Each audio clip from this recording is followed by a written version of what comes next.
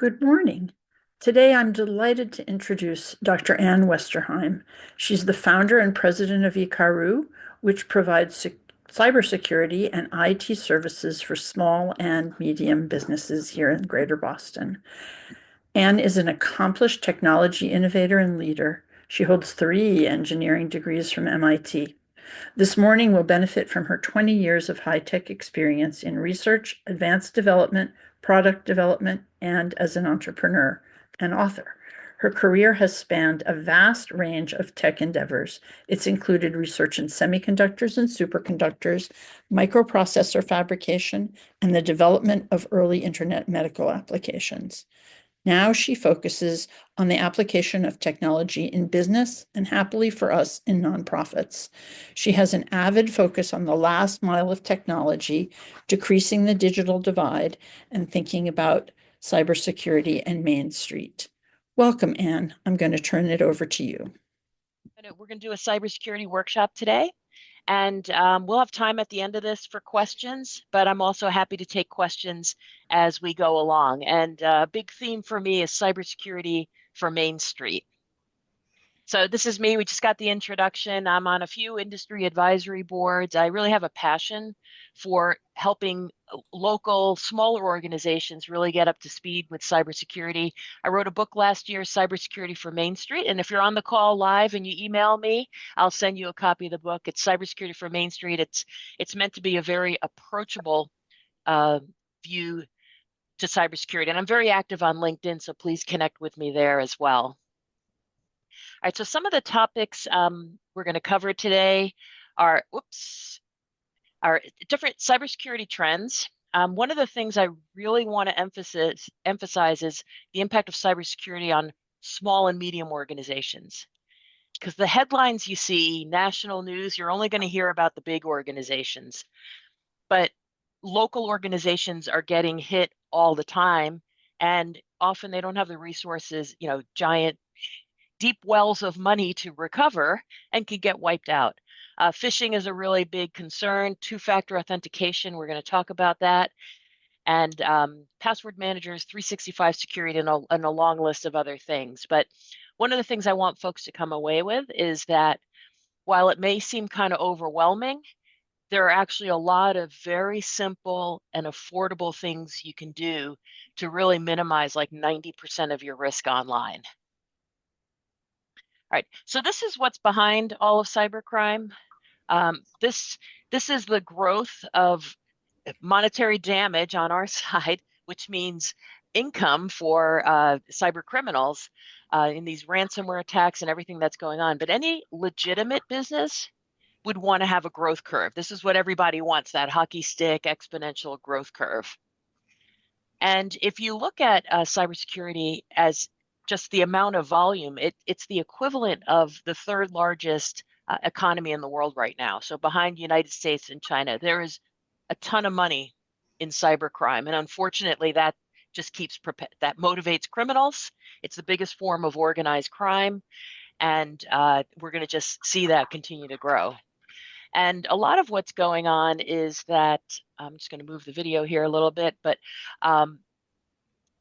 people can hide behind cryptocurrency. So as that has emerged into our market, it's not exactly 100% anonymous, but it's almost completely anonymous.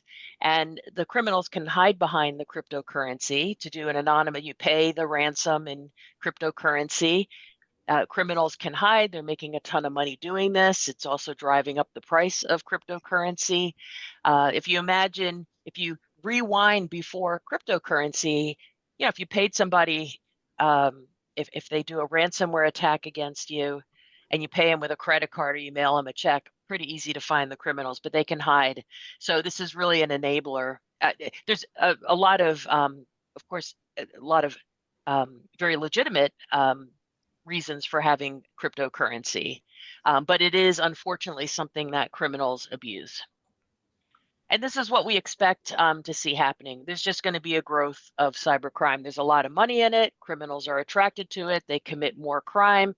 They're investing a lot in, there's even something called ransomware as a service. Ransomware is that dreaded cyber event where all your files are encrypted and the criminals want money for you to get the files back. They don't care what's on the files. What they care about is how much it matters to you and how much money you'll pay. And we're going to just see this continue to grow. So in terms of what you see in the news, the Colonial Pipeline ransomware attack from a couple of years ago, that had really brought cybersecurity into the national conversation. It was in the national news every single day. 6% of gas stations on the East Coast actually were not able to be open and sell gas. They ran out of gas. There were long lines reminiscent of the 70s energy crisis. So this really showed a lot of disruption.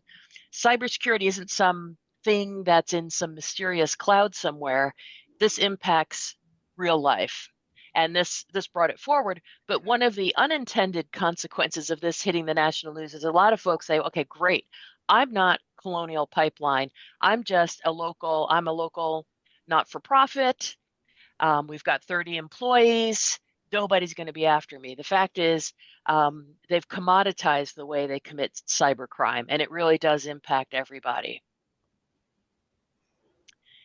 Every year, Verizon puts out the data breach investigation report.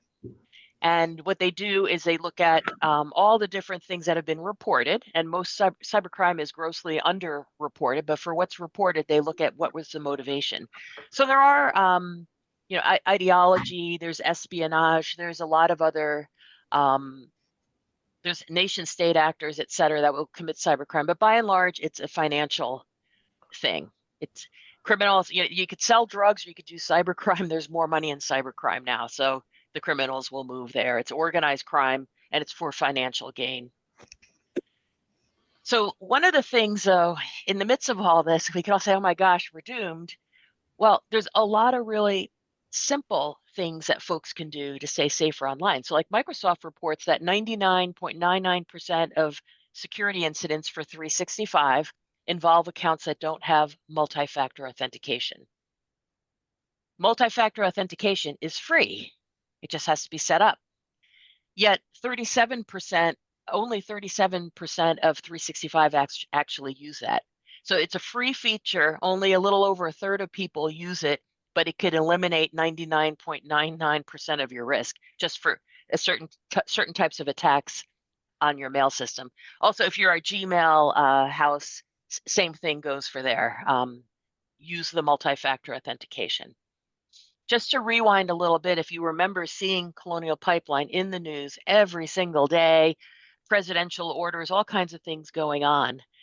When you trace that back and you look at how it was caused, there was a VPN account. That's a virtual private network. It's how people remotely access a network. It was for a former employee, so they forgot to delete the account, and it didn't have multi-factor authentication. So this isn't some sort of crazy Tom Cruise Mission Impossible plot. There's low-hanging fruit out there for criminals, and they're going to gobble it up all day. So some cybersecurity by the numbers. What's going to be emerging more and more, and this is really important for not-for-profits, is, you may have some very high-profile donors. People are getting worried about doing business with folks that they think don't have good cybersecurity policies. You want to be able to signal to your organization that you're going to protect your constituents. I think it's really people are on the one hand, people are a little numb to hearing about this, but they're also thinking, who do I trust? Who do I not trust? Over the pandemic, things just exploded during the pandemic with people to go into remote work. So just like 4x the number of complaints coming into the FBI. And if you do, by the way, if you have a cyber incident, it is important to report it. So the FBI has an arm called the Internet Crime Complaint Center, which they call the IC3. And these days, I'll get into what business email compromise is, extortion of money, but they actually have the capability of recovering money in some cases if you act fast enough. So it is worth reaching out. The local police really aren't tooled or have the expertise, but if you set in motion the FBI, and they're not going to, they can't devote large resources for what they would call a small event under $1 million, but they have tools and they're tapped into banks and they can stop money from moving overseas. So I've heard some really good success stories from there. So it is worth reporting. You can also go out there for a lot of really great educational information as well. But when it boils down, like 90% of data breaches result from some sort of human error. So Colonial Pipeline, hey, they had a former, they forgot to delete a dormant account. The whole thing wouldn't have happened had they deleted that dormant account. Right. And this is the dreaded ransomware screen. I just took this from online, so it's nobody that we've worked with. But this is what will happen. You go to your computer one day and you get a warning with a timer that says all your files have been encrypted. And it says you need to pay X amount of money. I have a friend of mine who works in incident response for insurance companies. He says that once bad actors will gain access to a system, one of the first things they'll actually look for is, some search on cyber ins for insurance. It's abbreviate it because they're looking to see if you have, what kind of money you might have, because they'll gauge the ransomware note with respect to what they think you're going to actually pay. It's like a whole crazy business. These aren't hackers who are like genius programmers. Criminals can buy kits to deploy this. They can send it out via email. That's where a lot of this stuff comes through. But we worked with a local law firm. We were called in after they had an event like this. And one employee showed up, or first person to show up before 7 in the morning on a Monday, said, well, this is weird. I got this weird pop-up. He called their IT coordinator, who wasn't in the office yet, and said, I got this weird thing on my screen. IT coordinator instantly knew what it was. Hey, I'm coming straight to the office, and figured, okay, we're going to recover our files from backup. I'll get everybody back to work and then we'll figure this out. Turns out, very common tactic, they wipe out the backup too. So you have no backup. So kind of cat and mouse game. Early ransomware attacks would mostly devastate people who didn't have backups. Now people have backup. People have learned, yep, we've got to have the backups, cat and mouse game. So then they wipe out the backups. If there's lots of different ways to back up your data, some are resilient to attacks like this and some aren't, without getting into a lot of detail. Then they sort of up the game to say there's secondary extortion and tertiary extortion. Secondary extortion is they'll threaten to release all the information. So imagine your donor list, or maybe the cases that you work on, et cetera. They'll threaten to release them. So if you do have a backup, that doesn't get you off the hook. They'll threaten to release the data. And then the tertiary threats are they'll go after individuals among your constituents and reach out to them and say, we're going to release your data. So it's a very nasty game, and it's motivated. It's all being caused by criminals who are just making a lot of money doing this. United Healthcare, this is an old headline. The amount of damage overall is this was an early number. It's in the billions of all the repercussions that were caused by the attack against United Healthcare. And then we get back to, okay, well, what do you do about this? So a lot of the stuff folks will see on the news is kind of the Wall Street numbers. Citibank spends $3 billion in Q2 just on technology, right? And you figure these big companies have very deep pockets and they're still getting hit. Well, what about Main Street, where we don't have the deep pockets? And the criminals with automated attacks, they can go after anybody. And some of these ransomware groups, so there's one that's referred to as the Walmart of ransomware groups, because they're happy to make, $100,000 a shot, all day long. And that's enough to wipe out a business. And it's local, so you don't see this in the national news. I have this headline, which really strikes me. This is a town manager in the town of Franklin in the Boston area who's standing before the select board explaining she had accidentally wired over $500,000 of the town's money to what's known as a business email compromise. That's like a trick email that gets you to, hey, we changed our routing and account numbers, wire the money here. It could be a fake invoice. It could be a number of different things. But you can just see the pain on this person going before, because nobody ever thinks they'll be the person who will fall for this. And the criminals are really clever in how they manipulate psychology and everything they do. And here you can see the pain on her face going in front of her neighbors, having to say, this happened. And yeah, I clicked on this and I lost the money. This just came out recently. It actually happened about a year ago in Littleton. So little suburban town here out on 495. They have they're not on national grid. They have their own power and electric. Chinese hackers were in there for 300 days. So this is happening everywhere. Arlington lost $500,000 in to a hacking scheme. This was money that was designated to do construction on the high school. So this is happening everywhere. And if you look at, a lot of people have a misconception that it's only big business. In our line of work, we get called in. We did an assisted, and we're not an incident response company, but we will assist in incident response, what they call boots on the ground, an engineering company in the greater Boston area where, all the infrastructure had to be rebuilt. So, unfortunately, we see this in what we do. But if you look at what's happening with big business versus what's happening to smaller organizations, everything just mirrors. So it's just a complete myth that criminals are only after the big fish. So in response to this, Colonial Pipe, all these things that have made national news, there's now growing regulations.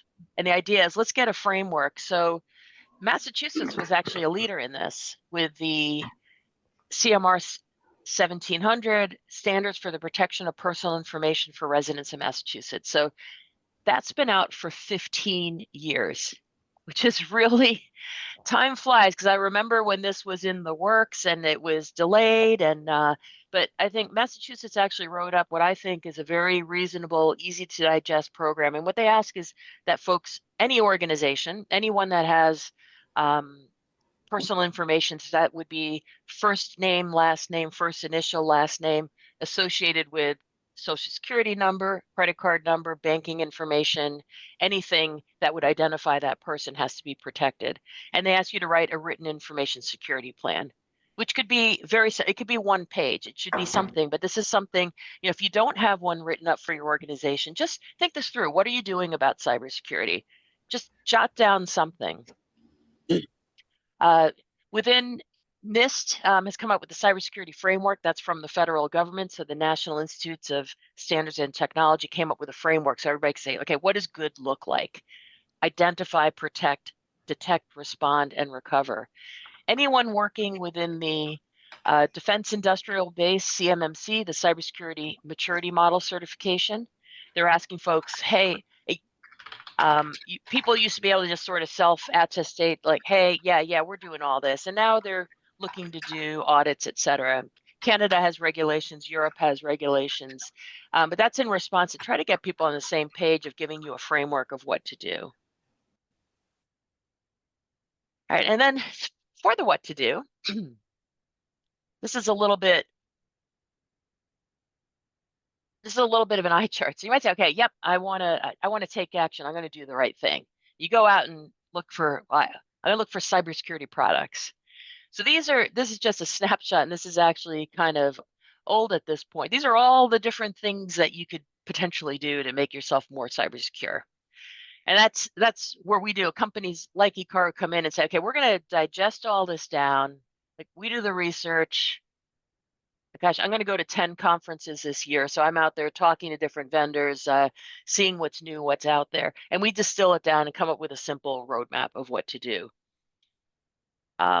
You can also go through, if you look at the Massachusetts Data Security Law, I think they did a really great job just making it very simple to this is a great starting point. And we have a worksheet on this that I can send out to you, Kathy, to send out to folks.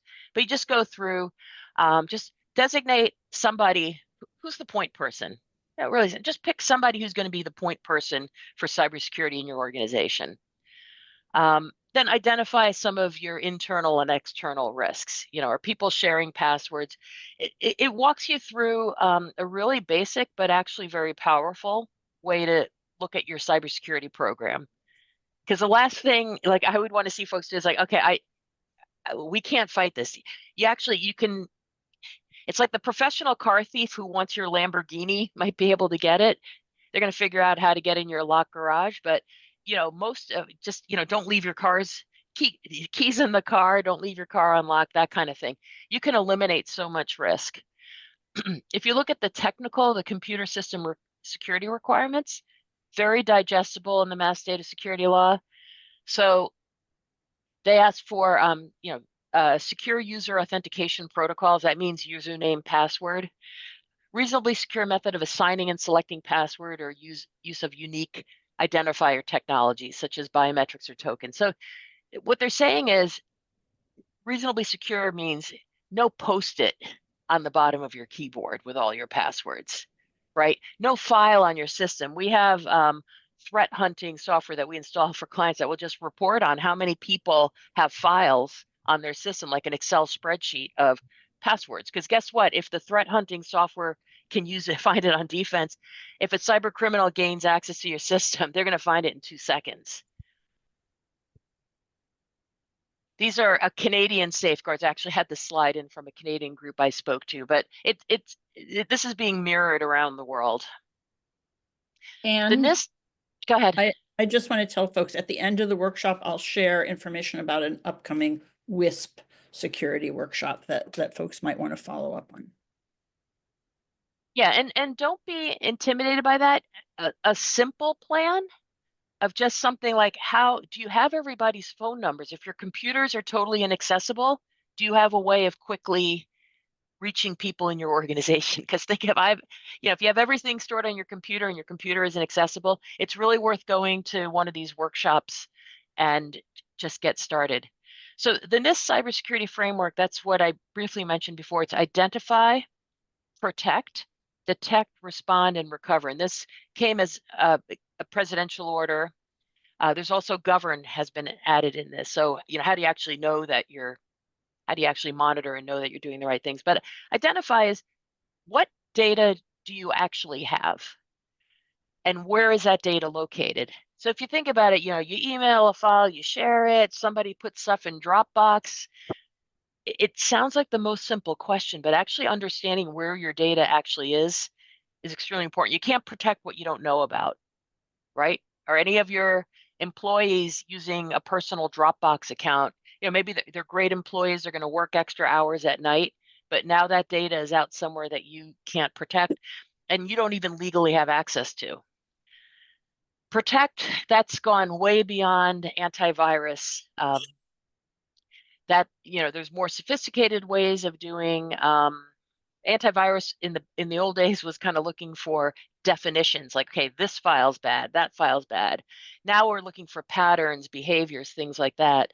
Detect is to kind of like a motion detector in your house. If somebody got through, say, your firewall as your protection and your antivirus as your protection and your strong passwords as your protection, how would you know? So people will often ask us, like, well, how do I know somebody's on my side? You don't unless you put in detect software, that motion, like a motion detector. Respond, for example, just even the basic stuff we put in, which it's kind of painful that attack in Littleton, literally the software costs about a latte a month to put on per desktop would have detected that. So we had a case recently where somebody had fallen victim to a phishing email, gave a bunch of information. Literally, their computer was shut off the network like within minutes as soon as they didn't even know anything bad had happened. But when they tried to gain access, they were just shut off from the network. It just stops the criminals dead in their tracks. And then recover is, okay, if you have, where is your backup? Remember that story of the law firm that their backup was wiped away. There's different ways of backing up data. And that's something worth to look at. How are you backing up your data? What threats are you protecting against? One thing like, hey, if my laptop hard drive just totally dies and crashes, my backup will let me restore the files. That's totally different from if somebody attacks my laptop. If my backup is connected to my laptop, let's say I have an external hard drive, you have to really go through what threats are you protecting against. Just a thought experiment. You could do this with your team. Doesn't have to cost any money, but just do that thought exercise. The other really great resource out there is CIS controls. So this is the Center for Internet Security. They have 18 different controls. So if NIST gives you sort of the framework of how to think about, okay, well, first I have to know what data I have and where is it. Then I want to protect it. The CIS controls really get into a lot of granularity, and this is free. You get it online. You can just go through with your team. It's some of it, is tricky reading, but this is stuff that's out there free. It just tells it's kind of like the cookbook telling you how to do all this. But one of the thoughts I really want to get across to people is big tech, lots of great technology out there to help you stay safe online, and government, regulations, guidelines, helping us keep data safe. But that's not going to solve this problem. It really requires everybody's participation. And that's really part of my mission is I want to get people aware of what they can do, um, get over the intimidation and just get started with this. So the thing to think about in your organization is really just have a conversation about what level of cyber risk can you tolerate. So like you can really lock stuff down, really extreme, invest more in your budget to really, really reduce your risk. And you can say, all right, that's not economically feasible. So I'm willing to accept some of this risk because my budget doesn't allow to protect against everything. But it's important to understand, uh, for example, are all your employees are they sharing passwords? Are they reusing the same password? So on an enterprise password manager, like what I would advise a company to have, you'll get a report to say, hey, you've got 82% of your users have weak passwords or are reusing passwords. You also have a way to share them. Now, some of this can be done with management and education too, but then the question is what's your governance around that? How do you really know? You could tell people to do it. There was a report in Forbes magazine a week ago that 50% of users admit to just reusing passwords. So if through absolutely no fault of your own, Bank of America gets breached, the passwords get dumped, and you use that same password, say at Chase, you just got yourself breached at Chase. And there's a question in the chat Yeah, asking, Janie asks, how do you know what software program offerings are actually trustworthy? yeah, I think read reviews for folks. There's companies like Ikaru that are out there that are consultants that will vet different things. I would say there's also there's so much available online right now. Read reviews, talk to your friends and colleagues. Uh, there are um, if you ever get a pop-up on your computer that says, hey, there's a problem on your computer, this is Microsoft. Absolutely, it is not Microsoft, don't call them. So I think having conversations, doing the research, going online, I'm happy to get on a call with anybody if you just have a few questions about stuff. We have like our methodology is we go out there and look at everything that's out there. For example, there's a lot of different password managers, a lot of them, pros and cons. You can debate password managers, say, hey, all eggs in one basket. But the flip side of that is most popular passwords in the world are password and 1, 2, 3, 4, 5, 6. So which one's the bigger risk? But we typically will establish one, this is our best practice. That's not just like we use LastPass Enterprise. There's 1Password, there's Keeper, there's other things out there. Some things are better for situations where, for example, a marketing department needs to securely share a Facebook password, for example, for the company Facebook page. But yeah, there, go online. A bleeping computer is a really great source of information. It gets a little dense. in there, but also Krebs on Security is a great blog. All right, and then yeah, there's no quick fix to this, so there's no silver bullet. So if you do see like an ad for something that solves all problems, it won't.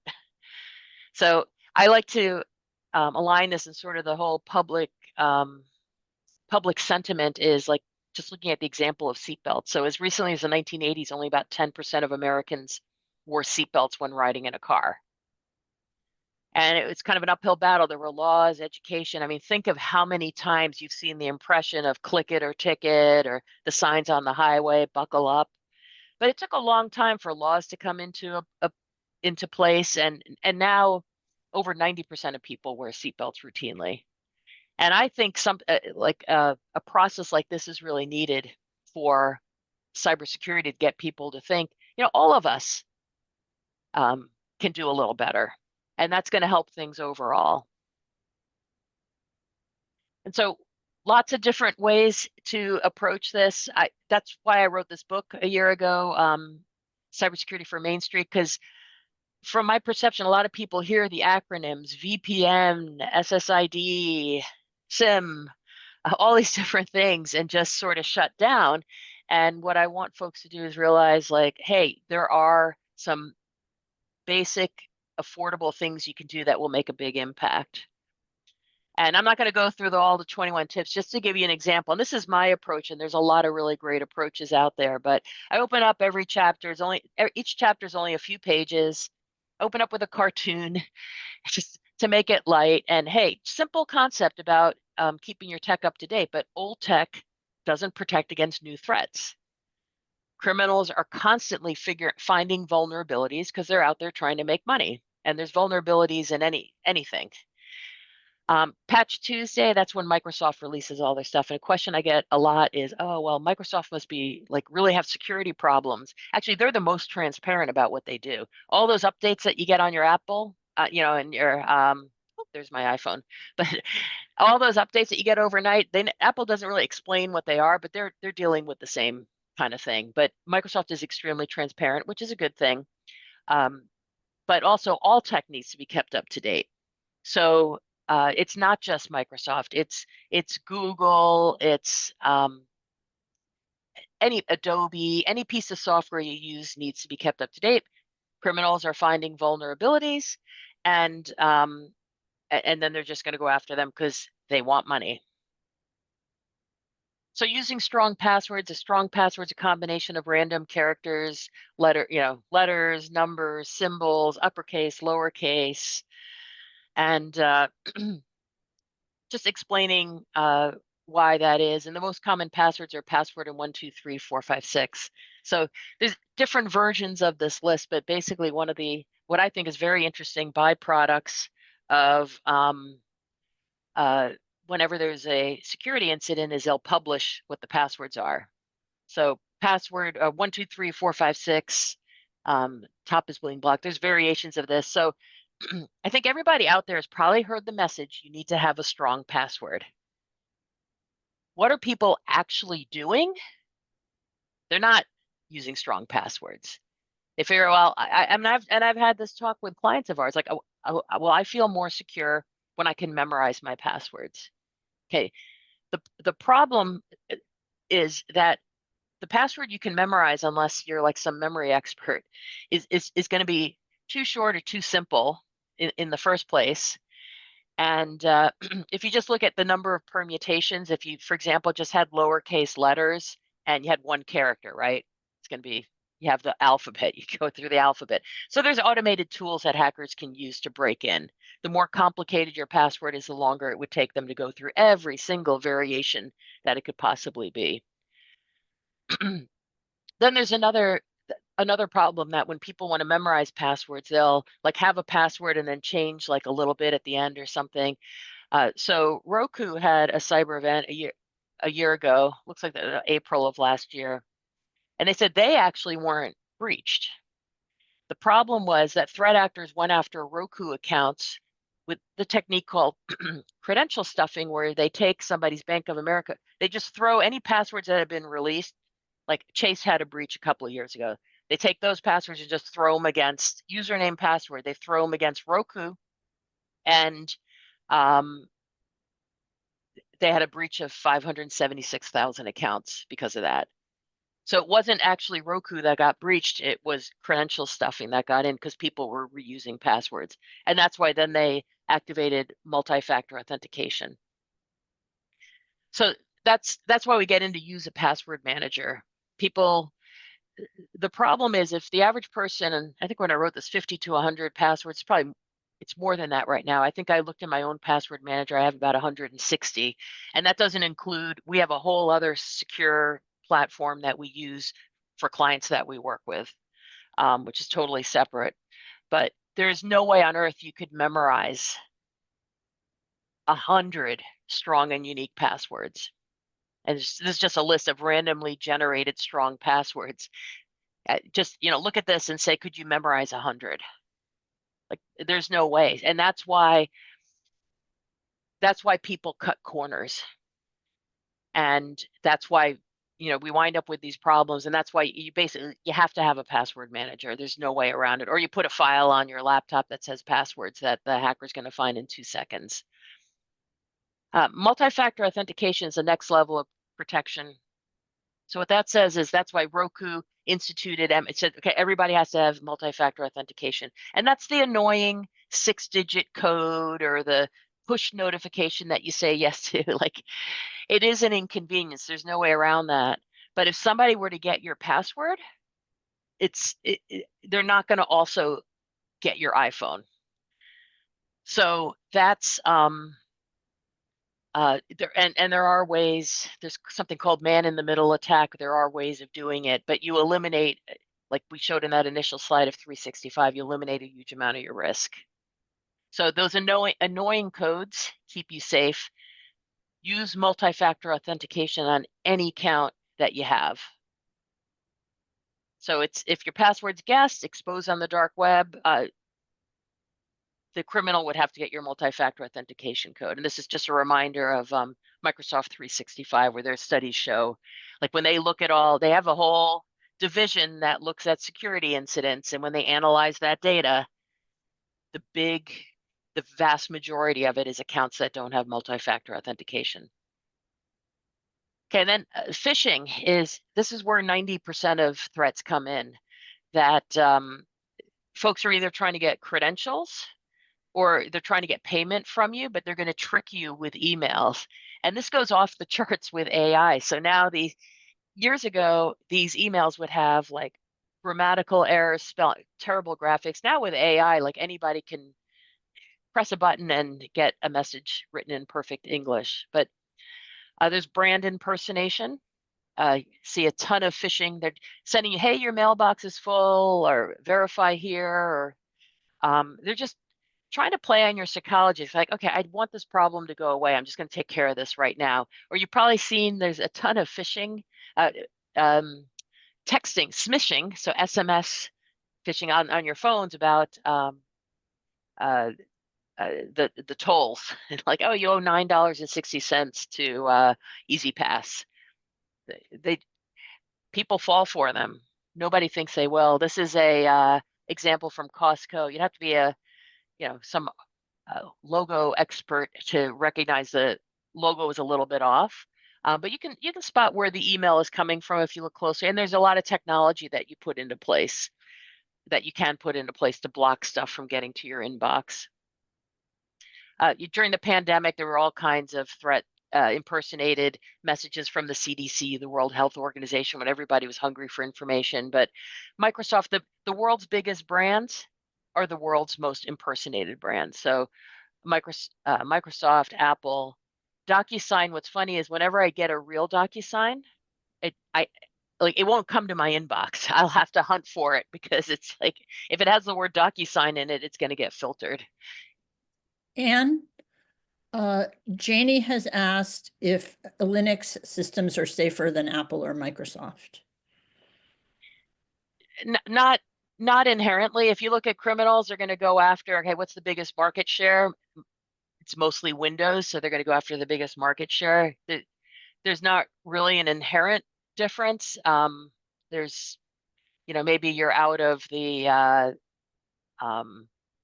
so if you get an email saying that there's a problem with your Bank of America account and you click on it, doesn't matter what operating system you're on either if you divulge your credentials. So that's another way to look at it. So it's different types of threats.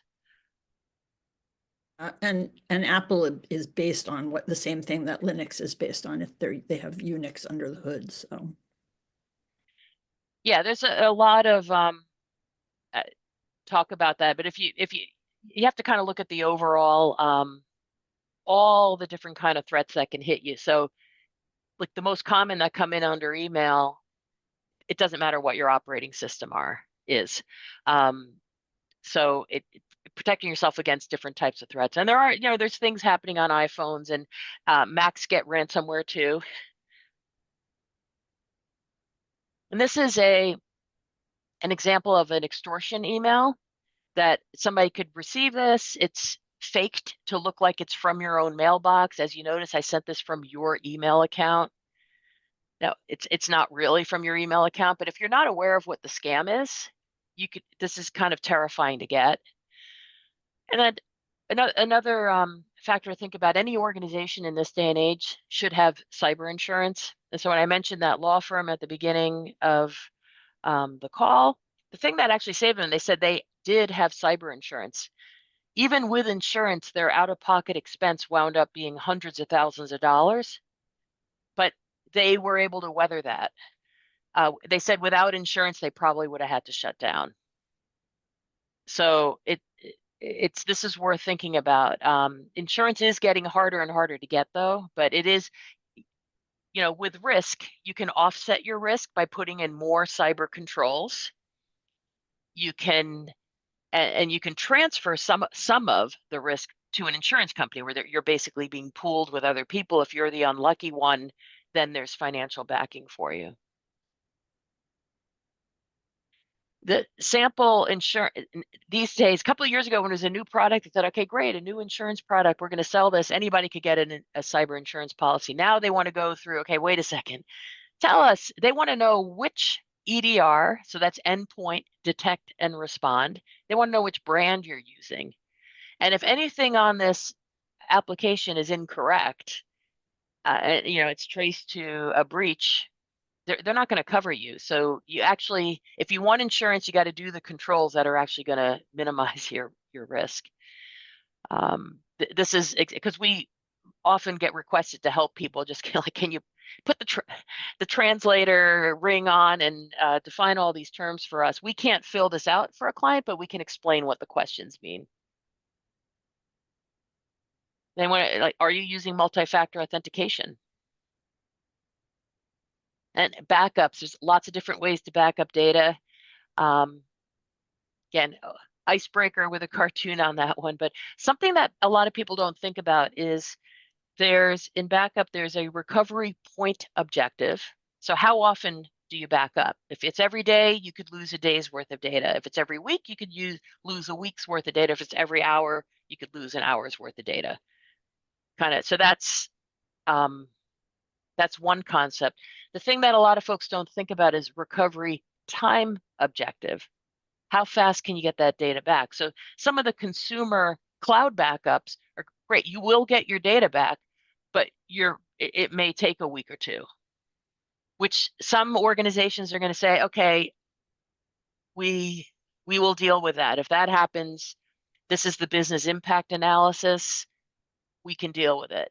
Other organizations, we work with some medical organizations that say, no, our HIPAA regulations don't even allow that. We would have to be back up and running swiftly. We run full failover servers for them. So it's how fast, but what you want to make sure is that you understand what that recovery time objective is. So it's not a surprise. It may be a strategic decision that, okay, for a lot less cost, we're willing to be down longer, and we understand that. But what you don't want to wind up with is, wow, I was going to be charged this much, but now I got charged this tiny amount. Oh, oops, I'm down for 2 weeks. Okay, and then the really key thing, the Mass Data Security Law, NIST, CIS controls, all of the data, all of the regulations require ongoing cybersecurity awareness training. So if you think about it, the more your team knows, okay, wait, that's a scam, this is a scam. The more people talk about it, the more you create a culture of cybersecurity awareness, the safer you're going to be online. And it really, it changes all the time. We run a platform, so people get micro training every week, because one of the questions on insurance insurance applications is, do you train your employees? It's in the mass data security law. This is a way that folks can do it effectively. Lots of different ways to do it. You could pull an article from the news and mention that at your staff meeting. But have a process and document what your process is. We do simulated phishing tests, which are always fun because nobody thinks they're going to fall for one, but there's always a few people that click. And then it's just an educational thing, like, oops, if this were a real thing, this might have been bad, but this is just for education. Some of the folks we work with really get fun with this and have trophies that they like we do that. We have to eat our own dog food, so we do the cybersecurity awareness training, and we have a big gold trophy that we pass around each month to the leader. We do a lot of events, and these are all open to anybody. This is one we did a while ago with my friend Scott Augenbaum, who's very entertaining. He's a former FBI agent. He talks a lot about cybersecurity. We have one coming up in a week and a half on actually password management. We did one last month on VoIP phones. These are open to anybody, so find me on LinkedIn and you can join any of these. There's no charge. And then looks like it's about 10 of, but I'm almost to the end here. But I want to mention the cloud. A lot of people, I hear this all the time, like, oh, our data's in the cloud, so I don't have to worry about cybersecurity. Well, first of all, you do. Your credentials to get to the cloud are extremely important. Your multi-factor authentication to get to the cloud. FTC controls, which regulate all non-banking financial institutions. So think of, say, an auto dealership that gives car loans. Those regulations specifically say that you have to have endpoint protection on the endpoint systems that access the cloud. And that's for a reason, because if you get a keylogger, for example, on an endpoint system, all that data will be at risk. IT strategy, shadow IT. This is something to bring back to your organization. Might have a go-getter in the marketing department, sets up a new CRM system that's really going to be great for your organization. They upload customer or client information in there, and all of a sudden you've sort of self-breached yourself in that case. So that's worth talking about. What applications are allowed? I mentioned Dropbox. A real common thing is people will use a personal Dropbox account to be more efficient, and for good reasons. But now you got your stuff exposed out there. It's not under a business class account. You don't have legal rights to it. And security within Microsoft 365, all cloud applications have different security. There's just more settings you can do to lock it down. Length of passwords, multi-factor authentication. You can restrict the types of multi-factor authentication that people are allowed to use. And Citrix share file. There are vulnerabilities in cloud applications as well that could impact your organization. One thing I'm really passionate about is cloud applications. If you have data in the cloud, it has to be backed up. This is from the Microsoft end user license agreement. Microsoft says that they will provide the servers, the functionality, the uptime. They have all the backup generators, earthquake redundant systems, but your data is your responsibility. So if somebody goes in there, maybe they just accidentally delete a whole bunch of stuff. That's not Microsoft's problem. That's your problem. So you got to back up that data. Data loss prevention is a higher level of standard where you can actually put in software safeguards to make sure, like somebody tries to send an email with a 16-digit number in it. Oh, that looks like a credit card. You can't send that email. You can actually not just have a management policy around it. You can have technology to block it. And so these are just the different things, backups. We talked about a few of these, encryption. These are the simple things. You can also go to the CIS controls available free online. And again, anybody who's on this call live, just message me on LinkedIn or shoot me an email. I'm happy to send a copy of the book. But the idea is these are smart and affordable things you can do to vastly improve your security. Like this is the low-hanging fruit that will greatly protect you. Then on a closing note, with all the security awareness training, I thought this report from Proofpoint was so interesting that even though folks know what they're not supposed to do, 71% of users took risky action online, with 96% of them knowing that what they were doing was wrong. 2.5% of them just did it purely out of curiosity. Like they literally thought, oh, this looks like a phishing email, but I just wonder what would happen if I clicked on that. There are people, so these are anonymous surveys, and 2.5% of people said they would do something they knew they weren't supposed to do just because they wanted to see, wonder what's going to happen. So keep that in mind. These, again, these are just like a whole list of different technology things. I won't get into detail, but you want to come up with a program that suits your organization and addresses your risk. And my contact information is on here, so I'm happy to take questions. I know I talked for a long time. We have some time for questions now, and reach out to me if something comes up later. Feel free to email me, reach out on LinkedIn. I'm always happy to talk about cybersecurity. So thank you. So we do have time because we're scheduled to go beyond 11 if you're still here. Oh, okay. So let's see if we have some questions. And you're all on mute, so you'll have to unmute yourself or put your question in the chat. I will drop Marisol just asked if I would drop the contact information in the chat. I'm also going to send it out after the event. And someone has asked if you'll share slides. Yeah, I'll send those over to you, Kathy, and you can Okay. send those out. Just going to jot down a note.